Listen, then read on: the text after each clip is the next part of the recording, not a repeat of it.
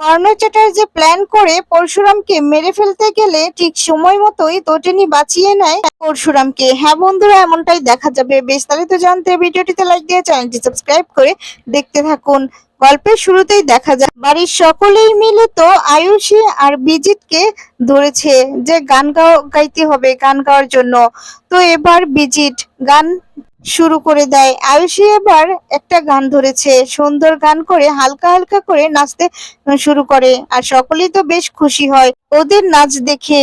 আর আয়ুষী এবার নাচ গান শেষ হয়ে যাওয়ার পরে দেখা যাবে আয়ুষী এবার রূপসাকে ধরেছে, মানে গৌরবের বোনকে। আর তখন রূপসা বলে কিছুতেই গান গাইতে চাইছে না, মানে রূপসা বলে আমি তো গান পারি না। সকলেই মিলে জোর করে এবার কি করবে সে বুঝতে পারছে না। তখন রূপসা একটা গান ধরে, গৌরব ইশারা দেয়। এরপর সকলে মিলে একের পর এক গান গাইতে থাকে। আর তটিনী পরশুরামও গান ধরেছে, লাড্ডু পিকু। তারপর ওখানে বাকি যারা আছে সবাই মিলেই গান গাইতে শুরু করে দেয়। এরপর দেখা যাবে তটিনী নন্দিনীর কাছে যায়, গিয়ে তখন নন্দিনীকে গিয়ে বলছে যে এই দি তুই একটা গান গানা। আর নন্দিনী তো প্রথমে একটু না করছিল, কিন্তু তটিনী জোর করাতে নন্দিনী বলে যে আচ্ছা ঠিক আছে, আমি গান গাইছি। এবার তো গৌরব সঙ্গে সঙ্গেই দেখা যায় সকলকেই বলছে যে না, আমাদের বাড়ির বউরা গান গায় না। কথাটা শুনেই তো সকলেই চমকে যায়। গৌরব তো আবার বলছে যে না না, আমাদের বাড়ির এইসব গান বাজনা একদম চলে না। আর নন্দিনী তুমি একদম গাইবে না, আমি বলে দিচ্ছি একদম গাইবে না। তটিনী তখন এবার অবাক হয়ে যায়। আর তুমি এভাবে যে কথা বলছো, তটিনী কথা বলছে যে কেন কেন এভাবে কথা বলছো, গান গাইবে না মানেটা কি? তো গৌরব তখন দেখা যায় সরাসরি করে বলছে যে না, আমার স্ত্রী গান গাইবে না, তার জন্য আমি সরাসরি সকলকেই জানিয়ে দিলাম। এর মধ্যে তো কোনো লুকোছাপার কথা নেই। আমাদের বাড়ির নাচ গান এই সমস্ত চলবে না। তটিনী তটিনী তখন বলছে গৌরবকে যে রূপসাও তো গান গাইলো, আর গৌরব এবার কি করবে? তখন গৌরব বলছে যে ও বাড়ির মেয়ে, কিন্তু বাড়ির বউরা কখনো গান গাইবে না। তখন দেখা যাবে তটিনী সরাসরি করে বলছে যে বাড়ির বউ, মানে বাড়ির বউদের জন্য এরকম নিয়মটা আলাদা কেন? এবার তো গৌরবের কাকি প্রতিবাদ করে। আর তখন তটিনী বলছে যে তুমি তটিনীকে বলছে যে তুমি এত কথা বলছো কেন, আর এত নাক গলাচ্ছ কেন? এখন আমাদের বাড়ির বউ ও নন্দিনী, ঠিক আছে? তাই ও আমরা যখন চাইছি গান গাইবে না, গাইবে না। তারপরে দেখা যাবে বলতে থাকে তটিনীকে যে তুমি তাই বেশি নাক গলাবে না। তটিনী তো এবার সরাসরি করে উচিত শিক্ষা দিয়ে দেয়। এদিকে বলছে যে মাথা তো এখন ঘামাতেই হবে, তাই না? ঈশ্বর যখন মাথা দিয়েছেন ঘামাতে তো হবেই। দিদি যখন আপনাদের বাড়ির বউ, তেমন আমাদের বাড়ির মেয়েও, তাই আমাদের মাথা তো ঘামাতেই হবে।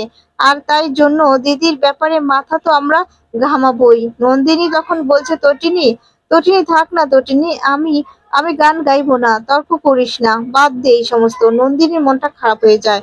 নন্দিনী এবার গৌরবকে বলছে যে ঠিক আছে, আমি গান গাইবো না।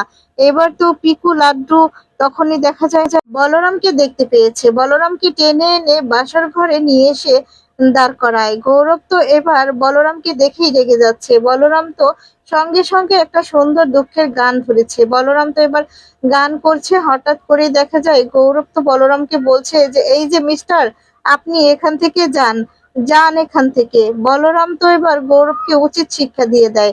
আর বলছে যে আপনি আপনি আপনি বোধহয় আমার পরিচয়টা ভুলে গেছেন, তাই না? একদম আমাকে চোখ রাঙাবেন না, বুঝতে পেরেছেন? নেহাত আপনি নন্দিনীর হাজবেন্ড, নইলে কিন্তু এখানেই আপনাকে বুঝিয়ে দিতাম। কথাটা তো শুনেই এবার গৌরব পুরো ভয় পেয়ে গেছে। তো এবার বলরামকে বোঝাচ্ছে যে বলরাম দা থাক না।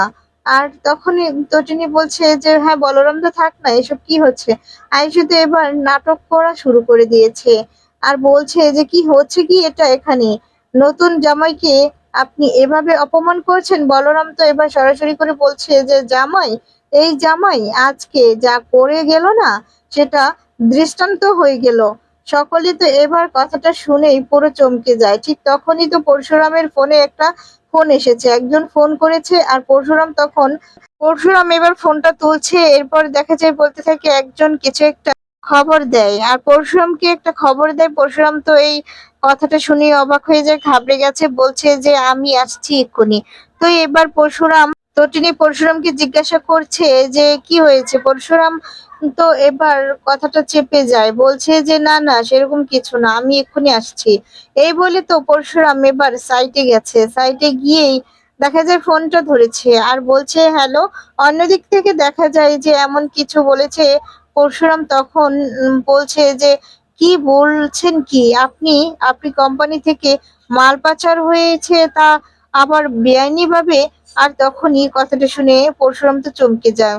পরশুরাম বলে মাল পাচার হয়েছে, পেমেন্টও ঢুকেছে আমাদের কোম্পানিতে, আর কে কে বলছেন আপনি? তখন ওই দিকে দেখা যাবে ওই লোকটা তো কোনো সাড়া করে না, সাড়া না করে এবার সঙ্গে সঙ্গে ফোনটা কেটে দেয়। আর পরশুরাম তো হেলো হেলো করেই যাচ্ছে। পরশুরাম তো এবার বলছে যে লোকটা ফোনটা কেটে দিল। অন্যদিকে দেখা যাচ্ছে কর্ণ চ্যাটার্জি আড়াল থেকে সমস্ত কিছু দেখছিল।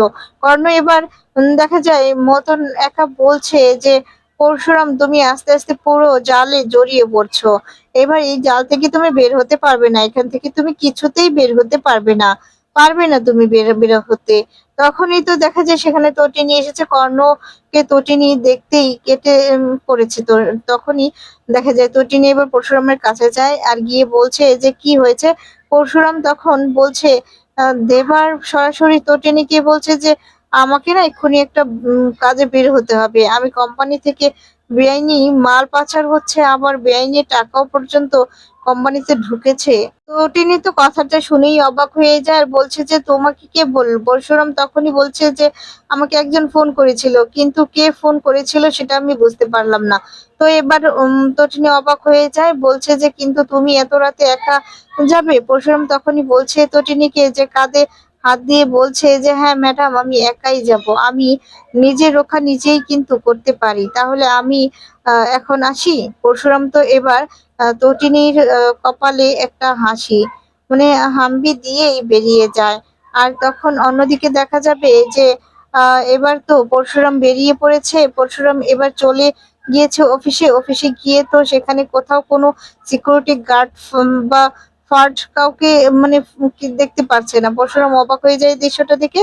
পরশুরাম এবার চিন্তায় পড়ে গেছে যে বলছে সিকিউরিটি গার্ডও কোথাও মানে গেল বুঝতে পারছি না, এখানে তো কাউকেই দেখতে পাচ্ছি না। পরশুরাম এবার চিৎকার করে সিকিউরিটিকে ডাকছে, বলছে সিকিউরিটি সিকিউরিটি, কোনো সাড়াই শব্দ পাচ্ছে না পরশুরাম। সিকিউরিটি তো এবার দেখা যায় পরশুরামের তো এইবার চিন্তায় পড়ে গেছে যে সিকিউরিটিকেও দেখছে।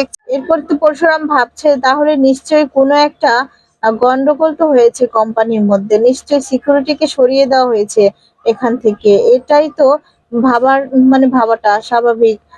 পরশুরামের উপর দিকে দেখা যাচ্ছে তটিনী তো রাতে ঘুম আসছে না, পরশুরামের জন্য চিন্তা হচ্ছে, তার জন্যই ফোন করেছে। পরশুরাম তো এবার ফোনটা তুলেছে। তটিনী তখনই পরশুরামকে বলছে যে এখন তুমি কোথায় আছো।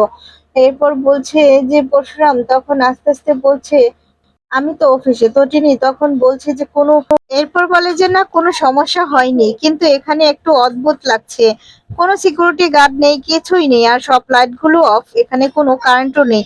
তখন এই কথাটা শুনে তটিনী অবাক হয়ে যায় আর বলে সন্দেহজনক লাগছে, আমি আসবো? তখন বলি না তোমাকে আসতে হবে না, আমি দেখছি কি করা যায়। আর তখনই দেখা যায় পরশুরামকে পেছন থেকে মারে। এরপর পরশুরাম তো কাউকে খুঁজে পাচ্ছে না, তারপরে দেখা যাবে যে পরশুরামকে হঠাৎ করেই পিছন থেকে মারে। আর তখনই পরশুরামকে মেরে একদম মাটিতে শুইয়ে দেয়। তখন কর্ণ চ্যাটার্জিকে ফোন করে জানিয়ে দেয় কর্ণ চ্যাটার্জির লোকজনেরা, আর বলে যে বস এবার মেরেছি, কিন্তু এ শুট করেই এবার কি করব, ফোন করে দিব লাশটা? তখন বলে যে হ্যাঁ ওর ওর পাশে ফোনটা রাখো, আমি